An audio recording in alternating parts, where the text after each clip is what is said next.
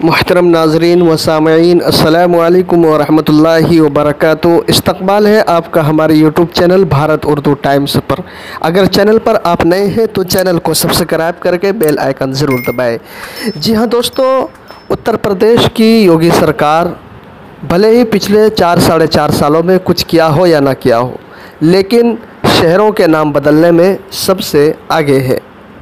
इलाहाबाद के बाद मैनपुरी और अलीगढ़ का नाम तब्दील करने के बाद अब ताज़ा मामला देवबंद को लेकर है।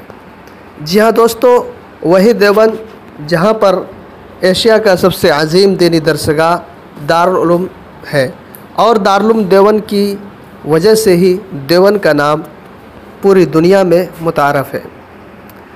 ताज़ा मामला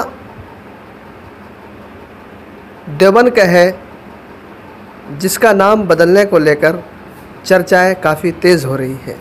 यहाँ के बीजेपी मेंबर असम्बली कुंवर ब्रजेश सिंह पहले ही इस सिलसिले में तजवीज़ ला चुके हैं।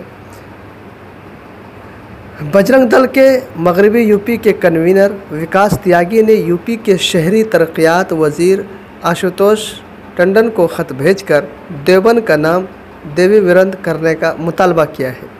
बजरंग दल लीडर विकास त्यागी ने अपने ख़त में कहा है कि देवबंद की पहचान दारुल उलूम देवबंद से नहीं बल्कि माता बाला सुंदरी देवी मंदिर और महाभारत दौर से है। महाभारत दौर में पांडवों ने देवबंद इलाके में सज़ा काटी थी। उन्होंने कहा कि दारुल उलूम देवबंद की तारीख़ सिर्फ 100 या 150 साल पुरानी है, जो कि तारीख़ में भी दर्ज है। यूपी हुकूमत जैसे दिगर मुग़ल दौर के मकामात के नाम तब्दील कर रही है, इसी तरह देवबंद का नाम भी तब्दील करके देवी विरंद किया जाए। विकास त्यागी का दावा है कि हुकूमत को कई मरतबा इस सिलसिले में ख़त लिखा गया है, जिसके बाद रिपोर्ट भी हुकूमत की जानिब से तलब की गई है। जी हाँ दोस्तों, आपको ये ख़बर कैसी लगी? आपसे गुजारिश है कमेंट में कर हमें ज़रूर